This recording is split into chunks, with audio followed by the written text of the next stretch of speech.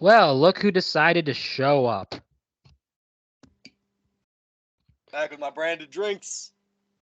I have dog in my face. Dog. Dog. Hey, let's get the other one. Hey, come. Hey. You over here. I forget your name. um. Back Yeah. on the show after my self-proclaimed vacation. Yeah. So, yeah. His self-proclaimed copy mic. I mean, vacation. Sorry. Hey. Here. We'll keep it. I don't have the glasses on this week. We'll keep it professional this week. How about that? No The silly crap. spirits are high. It's almost time to go back to the studio. Oh my god. Like this is like what? By the way, Stu. but by the way, EJ's back. By the way. Thanks. So, Hey, everybody.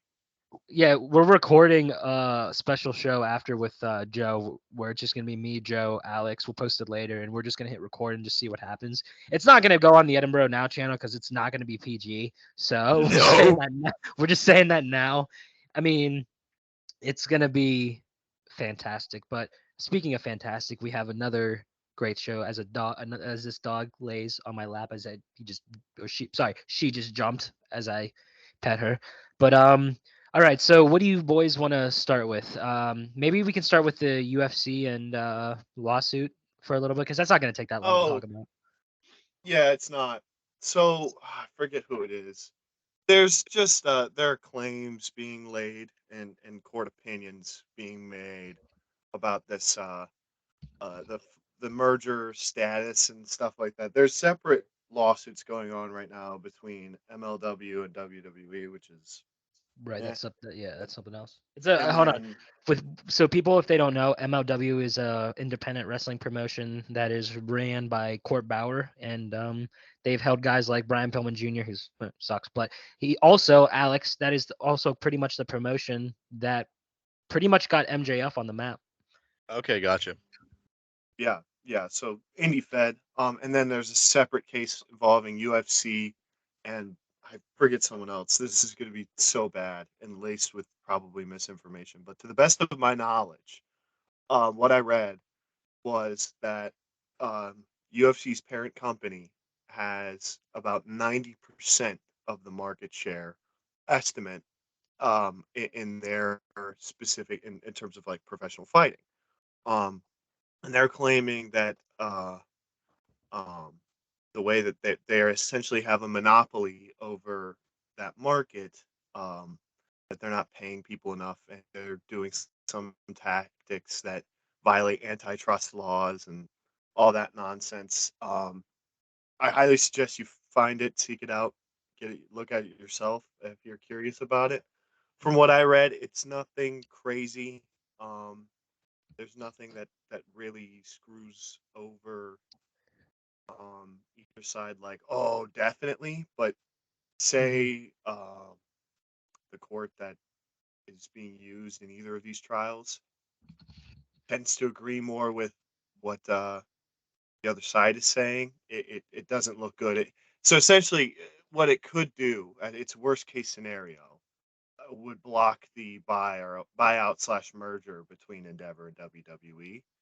Yeah, I was Um, gonna say that's probably the biggest thing it could affect the that's sale. the thing that people are concerned or wondering or speculating it will do. A lot of people think it's just fireworks. I'm no legal expert, Mhm. but it is interesting. It's definitely something to read up on.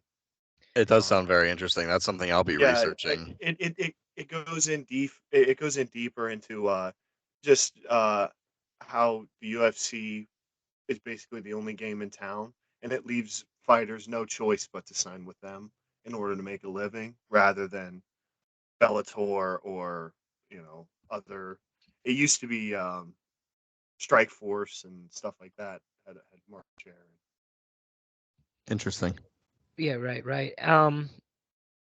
So I mean, speaking on the sale with WWE, it's been. I mean, this has been news since like January. Yeah. I think the second the company is sold to Endeavor, I believe Triple H will be out of full power. I don't think he has full power right now. I think Vince is slowly running it behind everybody, behind closed doors. But once the company is sold, I do believe Vince will be fully back, and there's nothing Triple H can do. That's what I see happening. Mm, we'll see. It's all You- it's all I very hope not. speculative. I mean, That's the don't get me problem with wrong. the Oh, sorry, go ahead. no, it's just that's the problem with just constant access and being completely up to date on everything when you whether it's true or not. Because this, like you said, it's been news since January, and it's gonna be. It takes so long, so people are just gonna be sitting there, speculating and rambling and all this nonsense. Hmm. I'm curious to see what happens. I don't know. Oh, did we lose EJ? I don't have Oh a no, you take just on it. lagged up for a second. Oh yeah, EJ, you're lagging a little bit there. Sorry, No, you're good. You're good. Um, apologies. I just don't yeah, have I don't have a specific take on it. I just think it's. mhm. Yeah, right. Yeah, we'll see what happens. I mean, for the sake of the talent, I hope that Triple H can. Though I'm an AEW guy, I'll admit, I hope for the talent's sake, Yeah. Triple H stays in power for as long as because Vince can ruin careers, man. So not even for careers as much as just the narrative dissonance. Hmm. It's gonna feel like night and day with some of these storylines. Right. And another thing too with Endeavor, they lowball with contracts, so you might see some people leave because they don't like Oh the yeah, offer they're giving. Like Drew McIntyre, for oh yeah. example. That's exactly what's going on with the UFC right now. Yeah, and I think if your name is not Roman Reigns, Seth Rollins, or Cody Rhodes, you're not going to get paid. And that's why it applies that thing we just talked about, the lawsuit applies a little more to UFC in my opinion, because they really are the only game in town.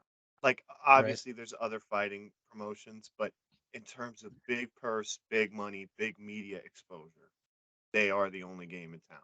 With WWE, now you have AEW, you have a lot of indie feds where people have had success, you have overseas markets. Like New Japan and everything. Yeah, that you have more visible and vocal options, whereas UFC you do not. As an MMA fighter, you do not. Right. We'll keep our eye on it. It's very interesting.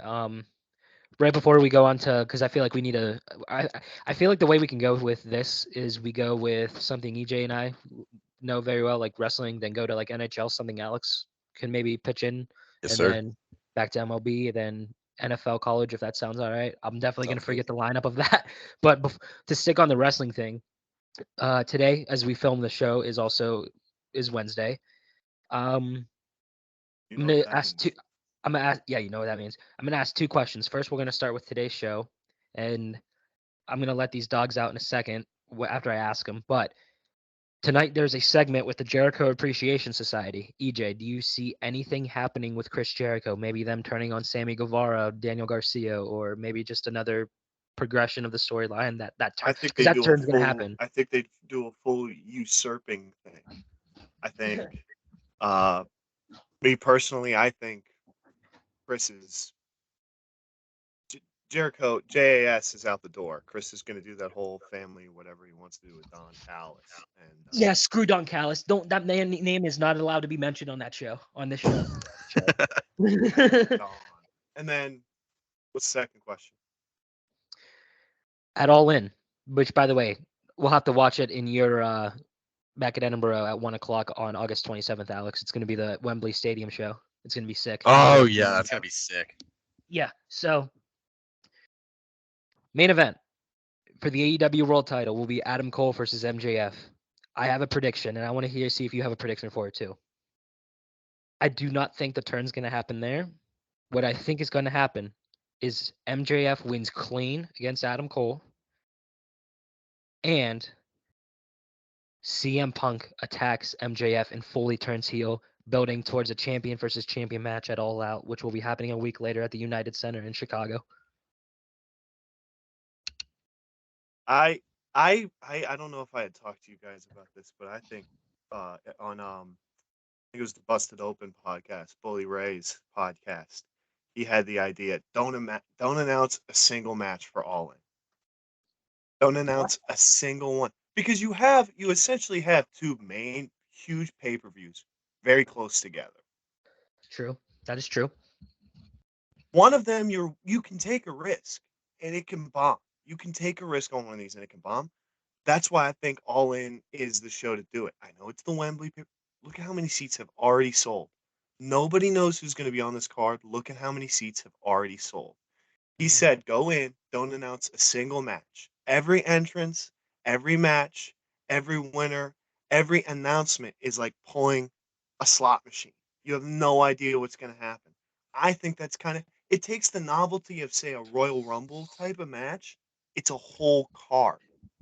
And I think that's kind of cool because then it gives the impression you want the fans to be as vocal as you want. If you don't announce a single match all the way up until the show, you can tell the story you want to tell, engage their reactions, and see what they want to happen, see what they can do. You don't have to announce, and you can script around that. Obviously, that's not what they're going to do, but I think that would be cool. Would have been cool. It's the concept sounds interesting, but I don't know if I would do that in your first 80,000 stadium show. I don't think I would have. I don't know. God, that's such a huge show. That is so insane. That's why we got to watch it, Alex. Yeah. So, what do you think's going to happen in the main event of All In?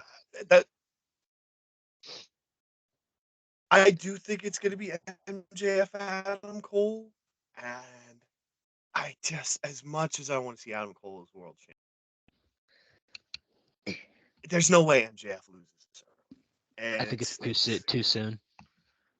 Yeah, but that would be awesome. I do think it's gonna be those two, and I do think I would love it if they somehow did this spin of still face versus face, where they were still buddies all the way in.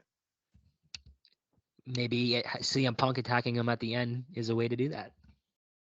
That is possible. I don't know. And they did tease it too on Collision recently when Punk was peeking out of the curtain looking down at MJF. So we'll definitely see. By the way, look at my forums, Alex. Big. I'm just upset that we no longer get the "what's in the bag" jokes because we know it's in the bag. I think I've only watched one Collision live. Me too. But let's stop boring Alex to death. Well, okay, we're talking about MJF. Let's get him involved. Boring. I just don't know anything about it. Yeah, let's get him involved. Minus Max. Oh, I'll get him involved at All In. Once he watches All In, I'll get him involved. Facts. It's all right. It'll take me about 10 minutes to get through all the trade details of this hockey trade when I get to it. So. Yeah, let's get. Actually, oh my God. Let's get to it. You don't like it? You don't like that trade? I'm not a Penguins fan. That's why I don't like that trade. Oh, that makes sense. That makes a lot more sense now. Can we mute this man? Let's mute this man. Where's he? Where's it at? Boom. Boom. Boom. What was that? In the corner. You just proverbially put him in the corner. What was that? You know you can unmute yourself, right? Yeah, he can literally just unmute himself. You can literally just unmute this. Oh, he's playing along. That's fine. I like it. Play kayfabe. All right, go ahead, Alex. All right, we get into this deal? Yeah, go ahead. All right, so this is a 3-team trade between the Penguins, the San Jose Sharks, and the Montreal Canadiens. This trade's pretty crazy. We're going to go through what the other two teams receive first, and then we'll get to the Penguins. San Jose receives a 2024 first from Pittsburgh. Forward Michael Granlund, defenseman John Rutta, both from the Penguins as well. And then from Montreal, they got forward Mike Hoffman. Montreal receives a 2025 second from the Penguins. They receive Jeff Petrie, the defenseman for the Penguins. Casey DeSmith, the Pens goalie. Thank God. And Nathan Ogar, one of the forwards from the Penguins. And for all of that, the Penguins in turn receive defenseman Erik Karlsson, 3-time. What's the trophy called again? I forget what it's called. Hey, maybe EJ will know. I'm gonna give him a chance. The Norris Trophy, yeah, 3-time. Oh Norris wait, Trophy. I unmuted myself, you bastard. 3-time Norris Trophy winner, and I believe 7-time All-Star is the right numbers. They receive defenseman Erik Karlsson from the Sharks. They receive Rem Pitlick from Montreal, and they receive Dylan Hamelick from San Jose as well, along with a San Jose 2026 third rounder. So the Pens give up a first, a second, and quite honestly shed a lot of unnecessary salary cap and get Erik Karlsson and 2 valuable forwards and a third round pick in return.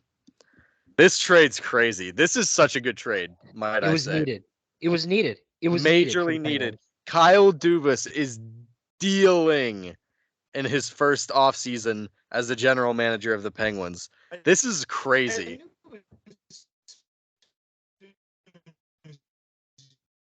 Uh-oh. Internet. Uh-oh. We're losing them again. We're losing them again. You good, EJ? You good? Sorry, I had a stroke. I guess I don't know. Oh, Lord, that was yeah, but no, Alex, what was the number one thing I said the Penguins needed this next offseason? Minus that they need to draft people to get ready for post Crosby, Malkin, and Letang era. There's another thing I said. better defense. Exactly, they needed a better defense, and the Penguins are trying. They said this is how it should be. Is when you have a losing season, you go, all right, I'm tired of losing. Let's go fix this for next season. That's how it should be. You should care like that.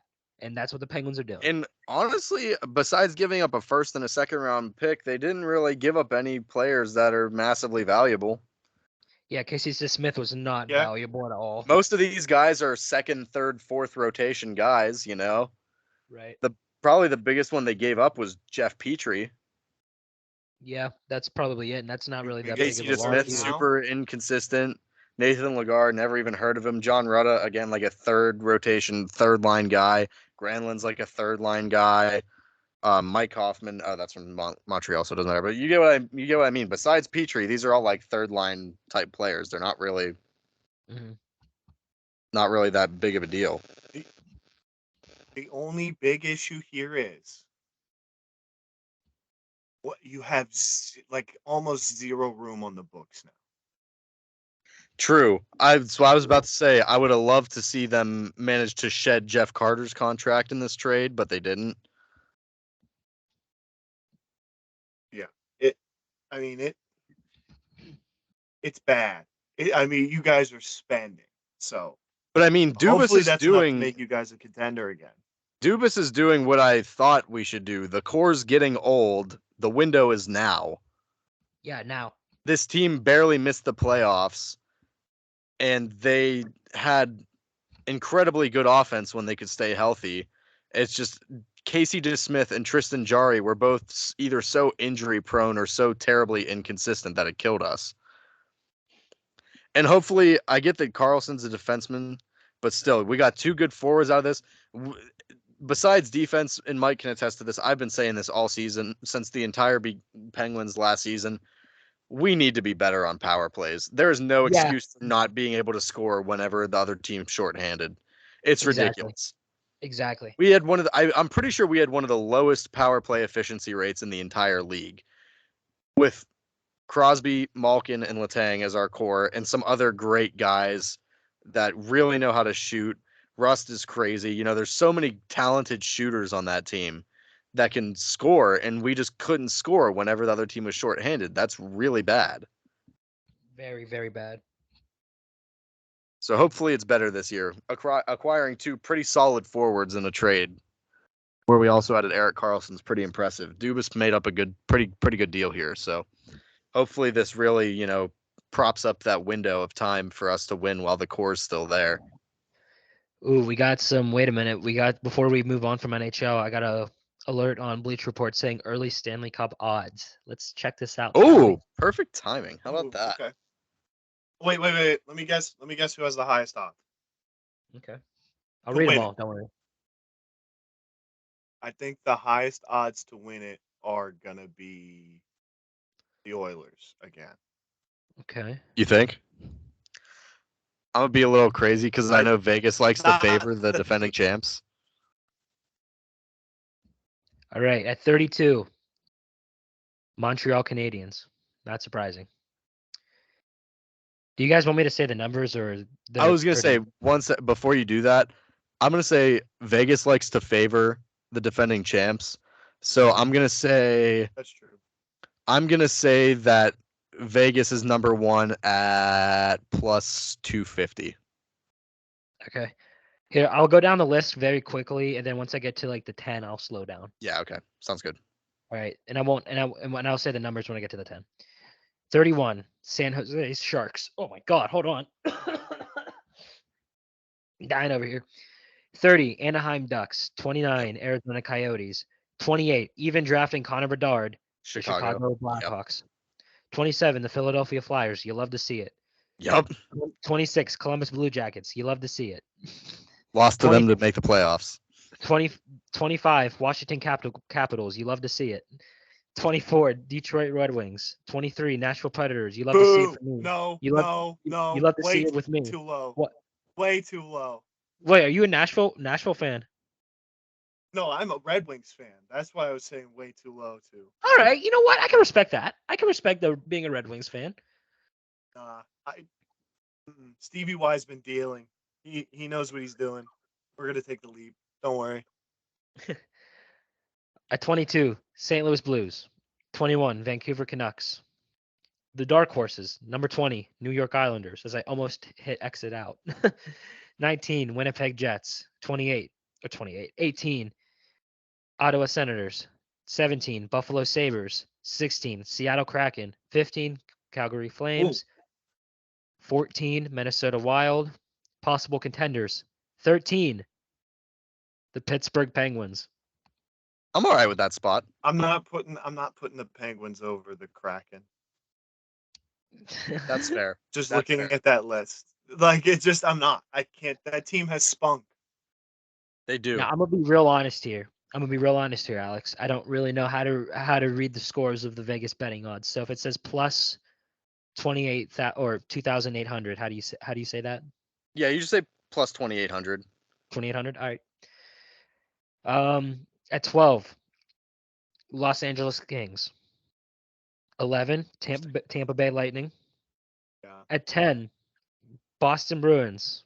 It's 1,600 plus 1,600. 9, Florida Panthers plus 1,600. At 8, Dallas Stars plus 1,400. I was gonna say my betting odds might have been way too low this early in the preseason or like in the off season. This one hurts. 7, New York Rangers plus 1,300. Oh yeah. 6, Vegas Golden Knights plus 1,200.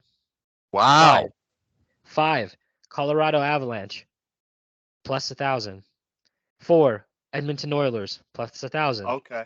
3, New Jersey Devils plus 900. 2, Toronto Maple Leafs plus 900. And number 1, the favorite to win the Stanley Cup this year so far is the Carolina Hurricanes at plus 800. Canes. Wow. Interesting. So what do you guys' thoughts on that before we move on to? First of all, the Maple Leafs are the Penn State of the NHL. So yes. I will never bet on the Maple Leafs. I hate the Maple Leafs. The Maple Leafs suck. They'll always suck. And I can guarantee you for the next 20 years, don't bet on any Canadian team winning the Stanley Cup. Actually, the Maple Leafs, we're never giving it back. The Maple Leafs are actually more like the Packers of the NHL. They can at least like make it far, you know. No, they can't even make it far. They didn't make it out of the first round in forever. So don't sit there and say they're the Green Bay. Trying to be a little bit nice, but EJ's got a point. Don't sit there and say they're the Green Bay Packers. They didn't win a playoff series in 2.5 decades, if not longer. Don't sit there and tell me. All right, we'll stick to the Penn State of the NHL. Alex, do you need me to mute his mic again? No. He's got a point. He's good. No, I some of that didn't make any sense, and it was just me going to bat for the Packers, and I will not have them compared to the Maple. This is valid. That's fair.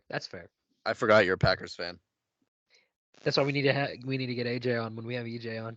So not just the whole time just be like EJ, AJ, JJ, AE. Jay Ajayi, pro sports gamer, also former running back for the Philadelphia Eagles and Miami Dolphins. AJ has Jay Ajayi's Eagles Super Bowl jersey. That's crazy. That's nonsense.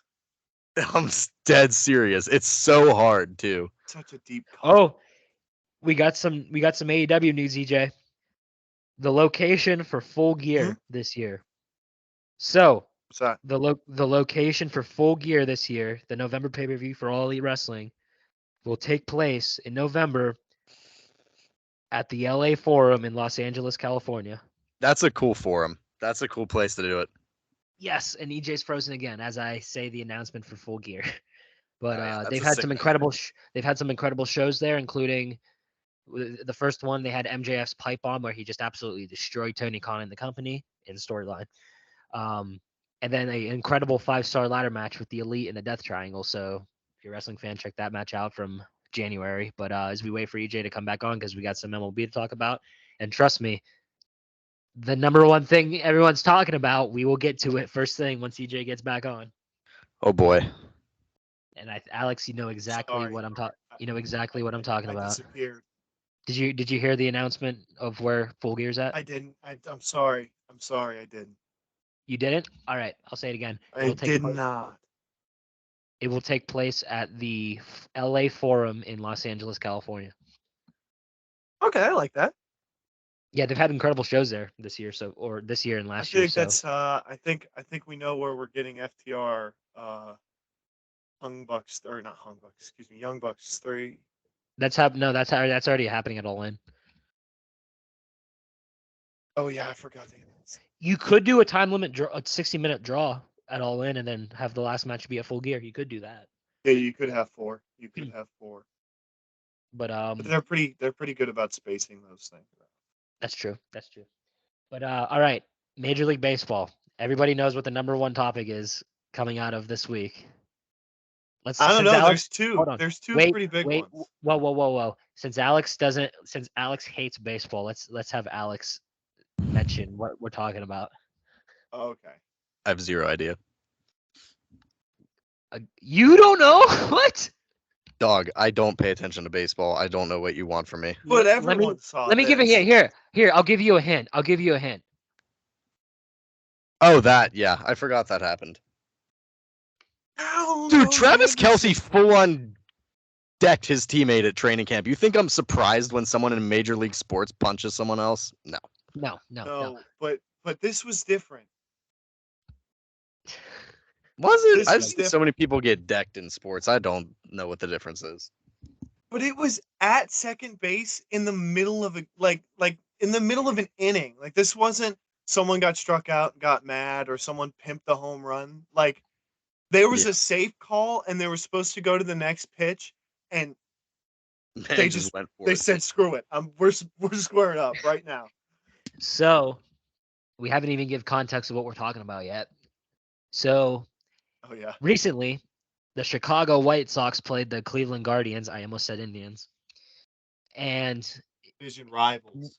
was he wait, he was on first, right? To start. He was running the second. Or was it a double? It was double, I believe. All right, so Jose Ramirez of the Guardians hit a double and they threw it into second, which was the bag was guarded by Tim Anderson. TA. Jackie. EJ's favorite player. We'll get to that after this bit. All right. So Jose Ramirez slid into second, and he was Tim Anderson was basically over him, and they had a little conversation about it that turned into a fist fight. And once they started swinging, Jose Ramirez basically just ducked and just swung for the fences, and then connected with one. Yeah, J-Ram took a few shots. Let's not. Yeah. TA landed a couple. TA threw so many punches in like 2 seconds. It was like 3 or 4 big ones. I've analyzed this fight. I've looked it down to Did you look at the John Boy footage? Yeah, no, I've looked at everything. I've seen it from all angles. I watched it live when it first happened, and I lost my shit. So TA gets a few rights and lefts in, and J-Ram's ducking it. By this time, there's like 4 or 5 people trying to pull both of them apart.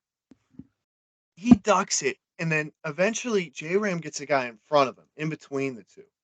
J-Ram is like getting pulled back by one arm, and he just swings this big right coming. I mean, it was a slap punch. He didn't get any force behind it. It was just fully, and then he kind of connects with like right here. TA buckled. he folded so hard off the. It didn't look like it was that hard of a punch, but TA No. physically he goes, and then all the way back onto the ground. I almost fell. My favorite part from that, if you watch the John Boy footage. So here, Alex, you should.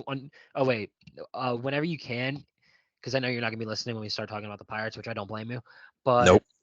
as we're talking about the Pirates, look up John Boy MLB Tim Anderson fight. Trust me. I think I've seen the footage. I'm pretty sure Yeah. I've seen it.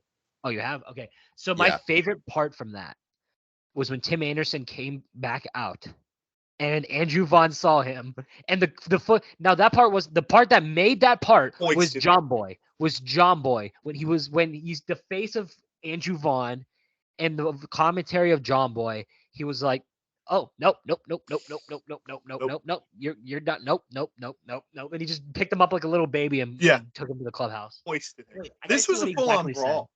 This wasn't just Tim Anderson and Jose Ramirez, mind you. A lot of different skirmishes came up because of this. Like there The was a coaches. couple of the people who were swinging. The coaches. That the too. managers. Yeah. Okay, if I can. If this happened in the NBA, both teams would be suspended indefinitely. Mhm. Facts. In baseball, and another little tidbit: managers fight more often than you think. Wait, whoa, Yeah. wait. There's a part we forgot. How does Eloy get hurt from this? Oh yeah, Eloy at some point came up limping, and I was dying laughing. This I boy thought it was gets hurt all the funniest thing on the time. planet. There's always that Because- one dude that comes out banged up. No, and has because no he right to be wasn't banged up. involved in anything. And Yeah. I was It's just like- There's always that one, bruh. It's every And time. he- There's and always he- that but one. the biggest thing is he's like already an injury magnet. Like people, that's like his biggest flaw. Is like he's a good prospect. He's a great bat. He Just can't stay healthy. Smashes. He never stays on the field. So coming out of a scrap, he didn't start and he's injured is the funniest thing for his career. Dude, literally from John Boy's commentary and what Eloy was doing, he was like, "Guys, I'm hurt. I'm hurt." Speaking of injury prone players, you guys see that Jeff Okuda's out for the season for the Falcons? Which Oh, wow. is, it guts me. I love watching Jeff Okuda play. I'm sorry. I swear, I watched Jeff Okuda play at Ohio State for like 3 years and never get. Do you know the dude never got called for a pass interference one time in college? He's so good at football. Here, He's here, ridiculous. here. I don't know if this is gonna. Is my mic working just fine? Yeah. Yeah.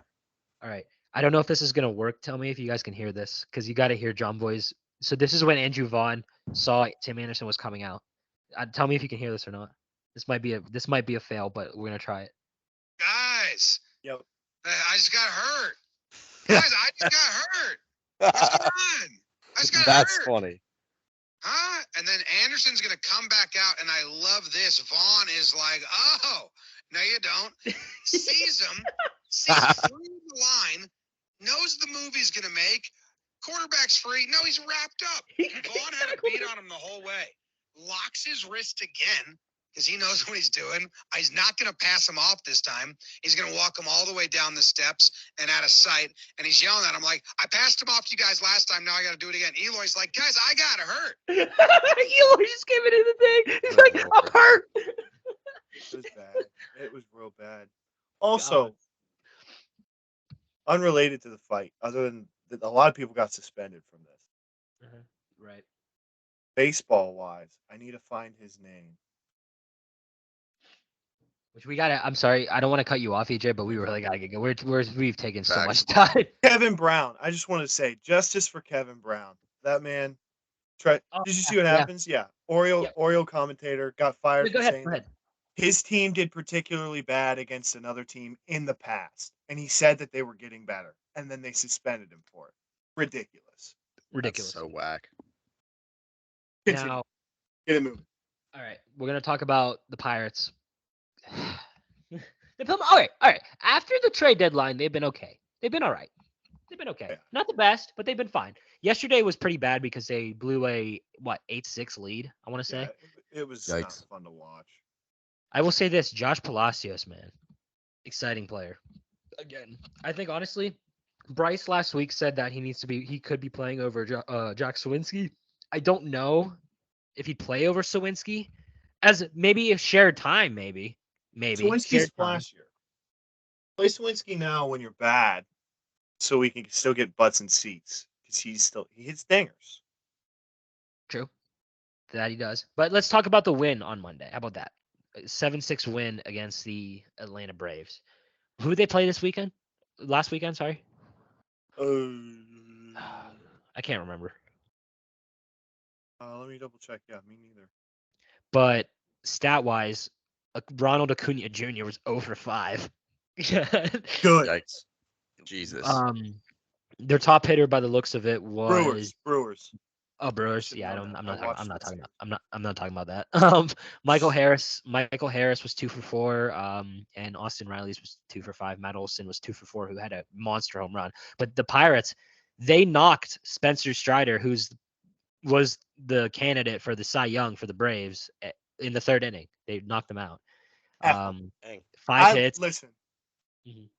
I love Spencer Strider the way he plays. I hate the Braves. Glad he's bad. Glad he's bad against the Pirates. Yeah. That's valid. So they hit him well. Connor Joe had a hit. Brian Reynolds has been back. He's been hitting pretty well recently. He was 0 for 3 this game, but he has gotten back. He's bounced. He's bounced back. Andrew McCutcheon was 1 for 4. Henry Davis was 1 for 4. Jared Trillo was 2 for 3, and Luvera Piguero was 2 for 4. So good game. Now there is one thing I want to talk about, man. Is David Bednar? It's kind of getting to the point where it's like a nail biter every single day. And he blew this lead. He was the one that blew this lead, right? Why is he on the team? They probably Why didn't is he like the still trade on the pack. team? They probably didn't like the trade packages that were given to them at the trade deadline. Fair, but still unexcusable. Absolutely, still unexcusable. Don't get me wrong. well, not because now he's losing value. That's the biggest issue. Right. Facts. Right. By the way, the Braves are 71 and 40. Jeez. Acuna was 1 for 3. Travis d'Arnaud was 3 for 5. I don't know how you let their catcher go 3 for 5. Orlando Arcia was 3 for 5. Michael Harris was 2 for 4. Again, this lead was blown by David Bednar, but Josh Palacios had a hit. Brian Reynolds had 2 hits. Brian Hayes had 2 hits. Jack Sawinski was over 5. Jesus. Yikes. But yeah, man. And another guy too, man, that I am getting really, really, really, really nervous about is Mitch Keller. I'm getting very nervous about him. He is struggling right now. He is struggling. I'm not as. I know he's struggling, but my big thing is he's staying relatively healthy. Yeah. Which is good. Which is an improvement. Mm-hmm. Right. I'm okay with his ERA taking a bump up by half a point. If it means keeping him on the mound for 5 more starts. You know what I'm saying? Right. And the Pirates actually called up Bailey Falter, who they traded for Rodolfo Castro, and he was okay. He's not bad. He's not bad. Not a bad first outing. Sorry. But they did send down Osvaldo Bido and called up Colin Selby, which I like that move. I thought when they called up Selby and Thomas Hatch, who they acquired as the Blue Jays DFA'd, which, by the way, his ERA when he was with the Blue Jays was 4.26. That's not bad. That's respectable. That's pretty good. It's not bad. It's not bad. So I don't mind giving him a shot. That's not bad. But I think with that, it was probably with the second pitcher, it was probably coming down to Bido and Priester, and I think they made the right move. And Roansy Contreras is back from Single A to get his stuff ready, and he's back down in Triple A. Hopefully he can figure it out, and maybe they'll fire Oscar Marine by then. So tonight's pitching probables will be Quinn Priester, Max Fried, then Falter versus Elder, Oviedo, who, by the way, is the best starting pitcher the Pirates have right now, Johan Oviedo. Really solid. Oviedo's last start was great. It was great. It was fantastic. I love it. It was like, what, seven shutout innings, I want to say? Yeah, something like that. Yeah, it was good. And then undecided against Williamson, against the Reds, Mitch Keller versus Weaver, and then the New York Mets, Quinn Priester versus Carlos Carrasco, Bailey Falter versus Peterson, and Oviedo versus McGill. And then going against the Twins on Friday, undecided against, I think, Dallas Keuchel, baby. Dallas Keuchel is Yeah, but it's nuts. I He's still in the league. really I got nothing else. I got really nothing else to add on to really. I'm Dude. kind of curious. I'm kind of curious about the Pirates prospect list now that Henry Davis and Majinski are out of there. I just wanted to do two little tidbits. The Darno thing I thought was funny because if you go back to even when he was on the Mets, Travis Darno could have been a liability at the plate unless he was playing the Pirates. Consistently, he does well against the Pirates. Right. All right. So looking at the top prospects right now, as Henry Davis and Majinski are out of here, and number 1 is Tamar Johnson. Not a shocker. Andy Rodriguez is 2. He's not out of there yet. Same with Quinn Priester, who's at 3. Anthony Salamenta, who's in Double-A, is at 4. Who's been pitching really solid for a 19-year-old. 5, Jared Jones, who I think could be up next year. 6, Nick Gonzalez, who just recently got sent down. Ludovic Peguero at 7, Bubba Chandler at 8, Mike Burrows, who does have, I believe, Tommy John, is at 9, Thomas Harrington is at 10, followed by Lonnie White Jr., Hunter Barco, Malcolm Nunez, Matt Gorski, Jared Chirillo, Jackson Wolf, who's acquired in the Rich Hill trade, Darnell Lopez, Kyle Nichols, Michael Kennedy, Matt Frazier, which is a shocking one I did not see coming, Hudson Head, oh man, a guy from Japan, John Siko Shim. That's close. That's close. Yeah. Sean Polanco, Jordan De Los Santos, who I don't know if he's in Double-A or not, but he's all right. Shang Jun Chen, who's in Double-A. I think he can be solid. He's a solid shortstop in Double-A. He's started off a little slow in Double-A for Altoona, who is starting to heat up again. I will say that. I need He's to see starting a to heat up curve again. game this season. Oh, dude, it's so Alex. Double-A games. The vibe's obviously different because it's Double-A, but it's actually a lot of fun. It's a lot of fun. At 26, Braxton Ashcraft, and then Akira Williams, then Jack Brannington, Tony Blanco Jr., and then Joseph Slater. So that is the top prospect list, and I'm done talking about baseball. I'm high on Ashcraft. Deep on that list. I like Ashcraft. Yep, Pirates have some solid starting pitching in their farm system. It's just a matter of developing, and we can't really develop players to save our life, minus Henry Davis. So let's see what happens. My NBA comparison is that the Pittsburgh Pirates are like the Orlando Magic of the MLB. Yes. They're just forever bad. It feels like, and occasionally they'll have this amazing star player who will light the world on fire, and then they'll put nothing around them, and then that's it, and then they'll just go be bad. Get great talent who thrive elsewhere, but just will not succeed for the Magic again. Shaquille O'Neal, Dwight Howard, Tracy McGrady, Penny Hardaway. Yeah, Penny Hardaway, that's a name. They're turning that around a little bit now. They got a Yeah, few they guys are. They that I are. think they're doing. They are. That's an interesting talk you and Landon had with the NBA a couple weeks ago. But all right, NFL. I'm Top 100 discussing. came out. No, Alex, I think we got to start with the thing I told you this morning. I am disgusted. Oh, talking about disgusting things. Henry Ruggs got sentenced to 3 to 10 years in prison. Good. That too. Hopefully serves the max sentence. I hope. But yeah, as Mike said, just when I was starting to watch some stuff from his show too, actually. Yeah, I think you're done. I started, for those of you who don't know, Colin Cowherd very stupidly, well, the list for the most part was understandable. He had a list. Whoa! Kenny Pickett though. He's going into his second year. He hasn't proven anything yet. He should be in that 20 players right now. Yeah, but that's fair. But why would you put him in there if he's in his second year though? If it was after his second year, then maybe. Well, so it's like Colin Cowherd made a list of all the quarterbacks that can win a Super Bowl right now and all the quarterbacks that can't. Right now. My bad. This is all quarterbacks that have been drafted in the first round within the past like 5 or 10 years or something like that. Some of them I don't understand. Some of them being Blake Bortles, Paxton Lynch, and I forget another one. Those guys aren't even in the league. Johnny Manziel. None of them are in the league anymore. Don't know why they're on the list. Anyway, Colin Cowherd made this list Put and respect had. on Blake of the Year's name. All right, well, I love the boat, but most people don't. So, anyway, Colin Cowherd made this list and stupidly enough put Dwayne Haskins on the list. Dwayne Haskins, for those of you who live under a rock or have no internet connection that are unaware, Dwayne Haskins died in 2022 after being hit by a truck on the Florida interstate in Boca.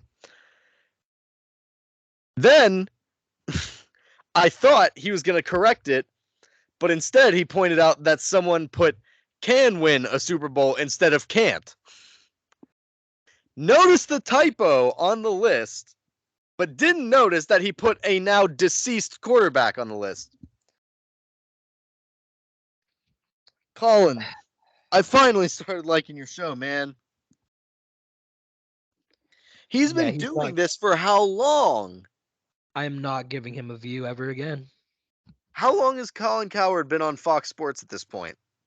Long I'm time. gonna look up and see if he said The Herd. anything. I feel like the Herd's been on the air for The Herd's like one of the Damn first near a decade. FS1 sports shows.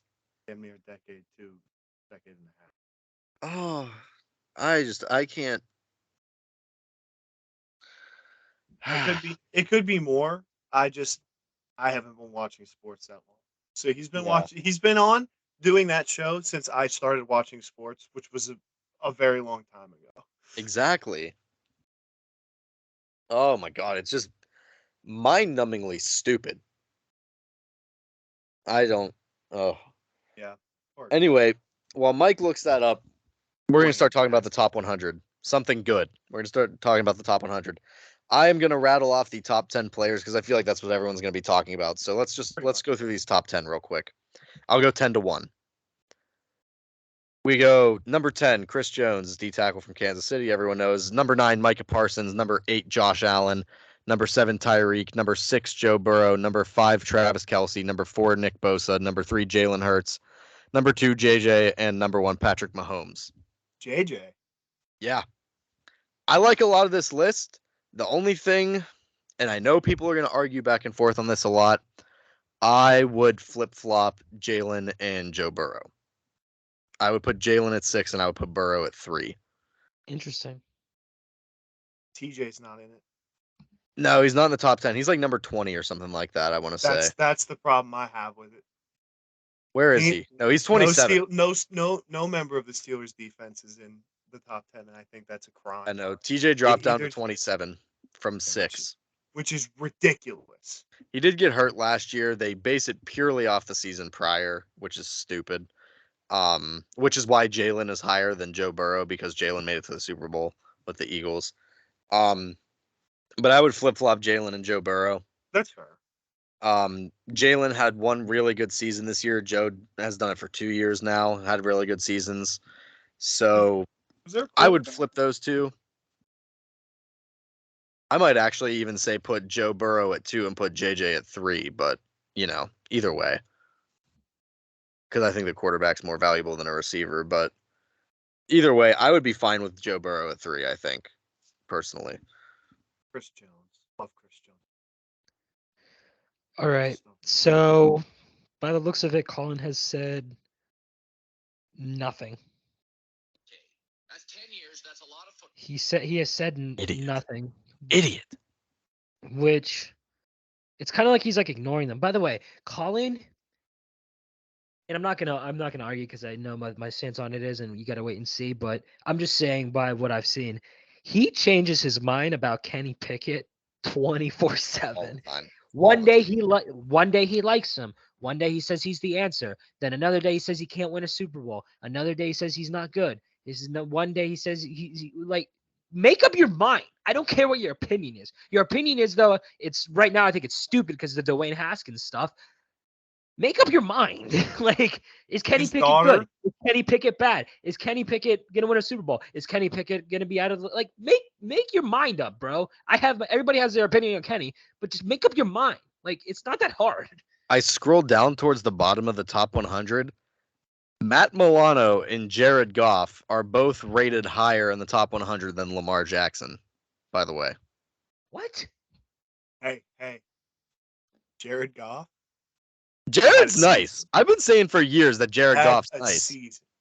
But His head coach, man. you got to remember, he was in conversation for like Super Bowl MVP talks going into that Super Bowl. Like, people were right. betting on him. Like, they thought he was going to have it. And then Bill Belichick did Bill Belichick things. Also, I think Justin Fields being at 86 and Trevor being at 96 is absolutely ridiculous. Trevor should be way higher than 96 right now. There's always controversy. So this is something I was thinking about in bed last night while I was laying down getting ready to go to sleep. The AFC is going to be ridiculous this year. AJ, what are you laughing at? Hold on. I'm sorry. What are you laughing at? That's something I was thinking about in bed last night. I think about football 24/7. No, not even just football 24/7. I was just picturing like you're just going to town on your lady or something for about 5 minutes, and then the NFL top 100 pops into mind, and you're just thinking about that or something. Nah, I swear, I'm laying in bed staring straight at my ceiling thinking about football. That's all it'd be.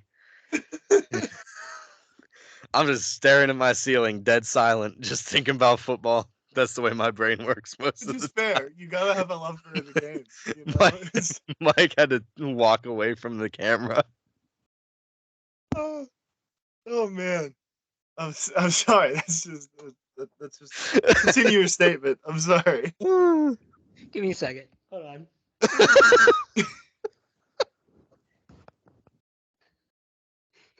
Hey. He turned his camera off.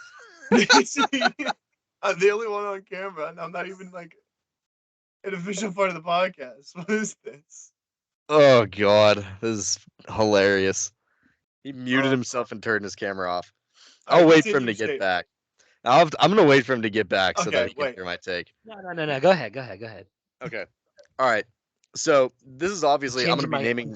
I'm changing the angle. Anyway, I'm gonna start doing elbow drops on this bed if you don't mind. All right, bet. I'm obviously going to be naming more quarterbacks than there are spots in the AFC playoffs. There's only 7 spots, but this is the way I thought about it. Round by round, these are the quarterbacks you're going to have to beat to get to the Super Bowl. In the wild card, you're either going to have to beat Tua, Justin Herbert, Deshaun Watson, someone like that. Maybe Kenny Pickett, one of those guys. Because I would give a couple AFC North teams a possibility. Anyway, Aaron Rodgers, exactly. So you're gonna have to either beat Herbert, Lawrence, Rodgers, one of those guys in the wild card. Then divisional, you're gonna have to beat either Allen, Lamar, one of those guys, Josh Allen, and then I'm with Nick right at this point. They should just call the AFC Championship the Kansas City Invitational or the Arrowhead Invitational. I mean, for the most part, because I just don't see how Kansas City. They have home field advantage this year. I think they have it for the 6th year in a row at this point.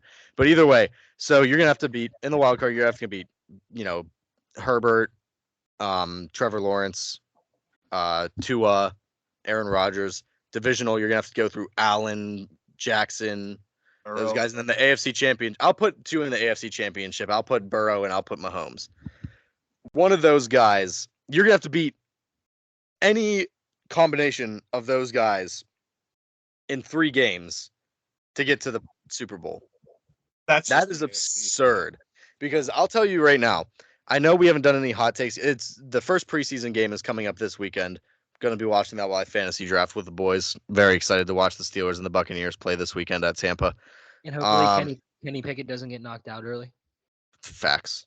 Well, Dan Moore's not on the field anymore, so his instant concussion machine isn't activated anymore. Well, if you look at the depth chart, though. Oh, God, this is true. Anyway, this is going to be a really interesting season, and I said it in my hot takes last back in the winter over the winter Zoom shows Yeah, that I when have Evan Trevor was playing well. Lawrence. Trevor Lawrence will finish in the top 5 in the MVP race this coming season. I'm sticking with it. The Jaguars are my dark horse AFC contender this year. I'm making that known now. They're going to Like be to win really the solid. AFC. Like, think about it. They have a really good team with a really soft schedule in a really weak division. They don't have to be the best team in the AFC to get the 1 seed this year. With their schedule and their division, they could win 14 games and get the 1 seed. You don't have to convince me. Yeah. I Seriously. like Trevor Lawrence, and I like that young team. The I Chiefs just have a don't much think harder it's schedule since they're the defending champs, first of all. I just- Second of all, they have the biggest target on their back. The Jags have a soft division and a soft schedule. They could easily win 14 games and get the 1 seed. Think about it. They can do it. Tennessee They're won good. 12 games in 2021 and had the 1 seed because they managed to beat Kansas City during Patrick Mahomes' slump in the 2021 season. They're a good team, man. They're a good team. Like They're I adding think they can Calvin do it. Ridley to that offense. Yeah, now that he's back, wasn't it from gambling or whatever? Yeah, gambling he had a year of indefinite suspension. Which is We won't talk about how many games Ray Rice got suspended for beating up his girlfriend, though. or Adrian Peters. Good lord. Swear. But yeah, I'm saying it now. The Jags are my AFC dark horse. I think they're really going to be a solid team this year. Mm-hmm. My But, AFC have anything dark else NFL. horse Is Yeah, I the don't- Colts. Who's it I gonna don't be? know. I was making stuff up. I said it's going to be the Colts with Anthony Richardson. He could be nice this year. I don't know how much he'll progress, but he could be nice. Oh, We'll see. he could be nice, but they're losing their star bell cow running back, so there's no shot. Oh, also, I'll make this extra early prediction now. For the 2024 season, my AFC dark horse is the Chargers after Brandon Staley gets fired. Yes. So Yeah. My By the way, Alex, even though I hate your guts and I think you're stupid, yeah, Are obviously. are we still keeping our rule where we do not pick the Denver Broncos? Oh yeah. All right, Absolutely. Good. hey, Danger Russ. He's going to have a comeback player of the No, year type no, caliber season. No, hey, nope. I don't care if it loses me rapid fire this year. I am not picking the Broncos a single week that they play football this year. I am not picking the Broncos either. Didn't we say EJ was joining us with a rapid fire? Yeah. Yeah, we're not picking the Broncos. That's a rule. After that horrible Thursday We night adopted game, that doctrine about 7 weeks through the season last year, where we just swore to never pick the Broncos we were right. ever again. And we were right 90% of the time. We were right most of the time. Yeah, no, absolutely. I'm just saying they have Sean Payton now. They will be better this year. I agree. Yeah. They will be better. Unfortunately. But all right, to close it out, we got some My college team for football that is stuff. the Bears. It's always the Bears. Really. The Bears. I like it. The Because Bears. as The a Bears. Packers guy, I can't stand That's the true. Bears. That's true. I'm sure AJ Never feels the asked. same way. But we got some college football stuff, which I don't know if it's big. You want to clearly look at it that way. You can give out your opinion, but we really got to get off the air where Speaking of which, EJ is wearing a Wisconsin Rose Bowl hat from 2012. Go I was Badgers. there at that game. Oh, Love really? that. I got to go to 2 Rose Bowls. I got to go Wisconsin, Oregon, and then I got to go Wisconsin, TCU. We lost Wow. both of them. And it sucked. I was a kid. My dad used to work for Wisconsin. That's why I got a lot of their stuff. That's sick. All right. But yeah, speaking of the Badgers, huge Big Ten changes. There are now 4 teams that are approved to move to the Big Ten. Obviously, 2 of them already have. UCLA and USC will be making the transition, next season? Yeah, Or is it not the this season coming after? one, but the next one. Yeah, the 2024 season, they'll be in the Big Ten. And then UW and Oregon have also been approved to Speaking move of to the Big Oregon. Ten. And then, so those are 4 Pac-12 teams right there. And then another 3 have been approved to move to the Big 12, being Arizona, Utah, and Arizona State.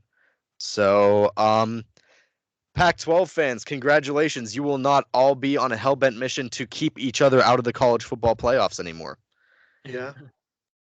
I watched a video essay on this morning. It's just absolutely absurd how many years that the Pac-12 has had like 3 or 4 teams that could have made the college football playoff, and they all beat each other and held each other out of the college football playoff. Speaking of which, I forgot, in like 2016, Washington made the college football playoff. Yeah.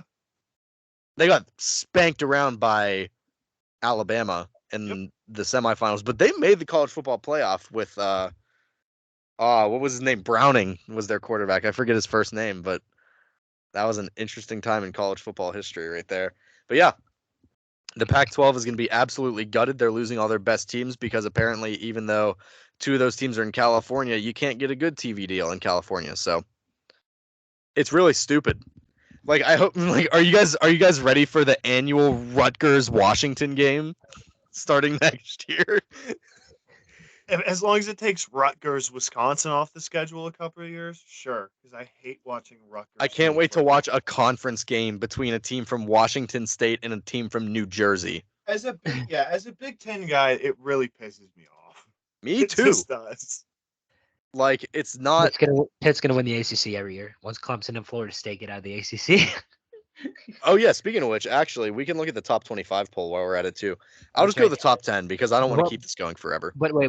But real quick, I will say this about the Big Ten stuff. If it hurts Penn State and gets them out of the top 25 when they get number 7 every year when they don't deserve to be there, then I'm happy. Out of the four teams that we added consistently, only 2 are going to ever give Penn State trouble.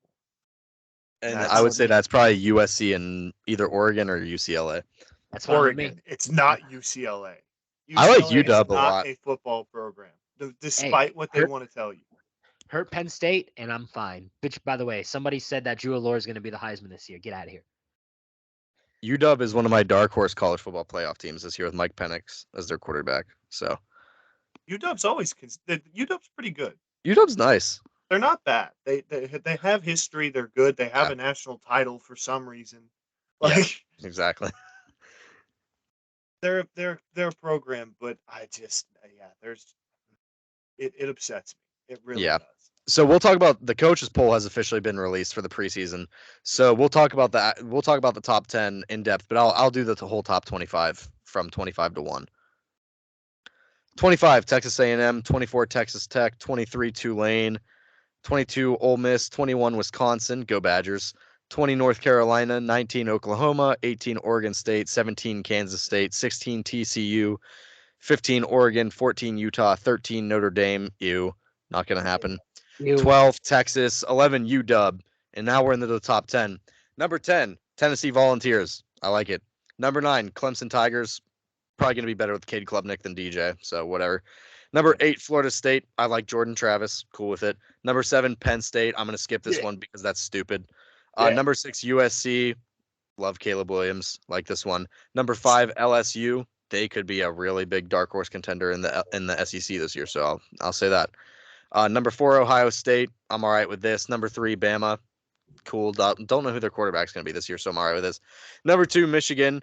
Even as an Ohio State fan, hate to say it, lost to Michigan the past 2 years. Michigan should be above us. Number 1, Georgia. Not shocking whatsoever. No, not shocking at all. No. Georgia's going for 3. I'm going to spoil it for you, folks. They could be a three-peat this year. They're going for 3. He's going to be As Georgia's much as I quarterback. believe in Luke Fickell and the new regime in Wisconsin, Mhm. Georgia's going for 3. The only person who can stop them is Bama, and they haven't shown signs that they're improving enough to do that. Mhm. Speaking of the Georgia Bulldogs, I'm glad to see that that they're all rejoicing on the Philadelphia Eagles. You know, all the guys that had Stetson Bennett in class with them their freshman year. Sorry, had to make one joke. We were talking about the Bulldogs. Got to make one Stetson Bennett joke. Old ass Stetson Bennett. Love that. Did Did you see the thing that was fined him, going DJ. around about him and Sony Michel? Oh yeah. For those Sony who don't Michel. know, Sony Michel and him played together in college. You want me to Sony read the Michel actual played post? on the same team in college. Sony Funny. Michel played for 4 NFL teams, won a Super Bowl, God. and then retired before he went to the NFL. I'll read the actual post because I saved this because I thought. Oh, it was you the did? funniest Okay, thing thank on you. planet Earth. I think I saved it somewhere.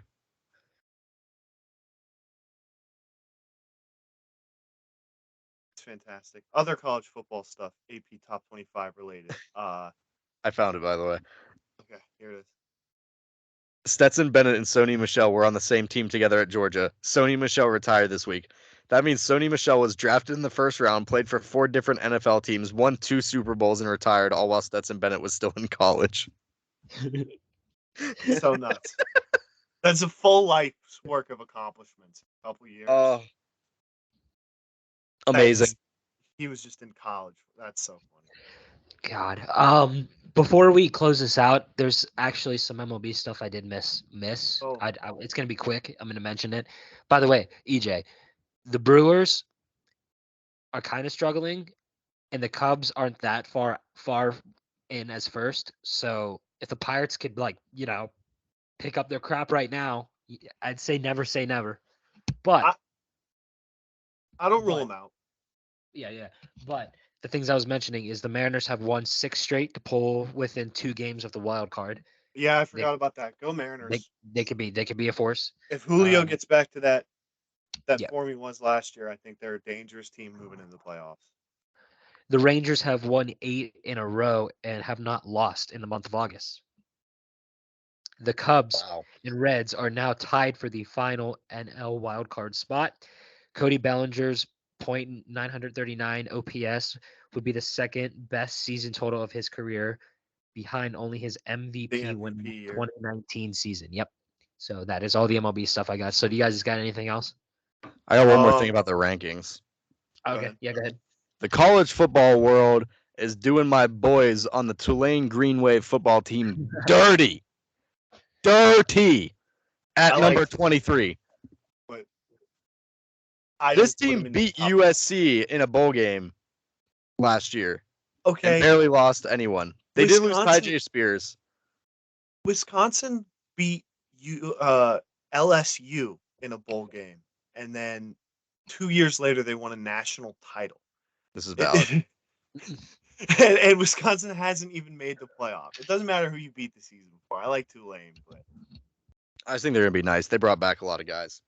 Oh, yeah. No, I think there are going to be a few splashes, but it's like, I like preseason polls. We talked about this last time I was on the pod. I hate in like first 4-week rankings. They're pretty much always completely inaccurate. Yeah. Well, when you have Coastal Carolina finishing in the top 25 of college football one year, you know that your ranking system has a problem. Top 10. Top 10, yes. They were number 9. God. But you guys got anything else? I say that as a UCF supporter who still thinks their national title is legitimate, even though it absolutely is not. Go Knights. Go Knights. Alex, you want to grab a paper toss? While you do a paper toss, I feel like I got to do an elbow drop at the same time. Got you. No, I feel like EJ's got to do something. I don't know what that is though. I would do the hat toss, but that's dude perfect. I can't do a hat toss. We already have people rip off ideas from this show. It's all right. Yeah, this show sucks. I think I should just take my shirt off. Dude. All right, Mike, you ready? Yeah. Good night, America. I'm good. The flare flop.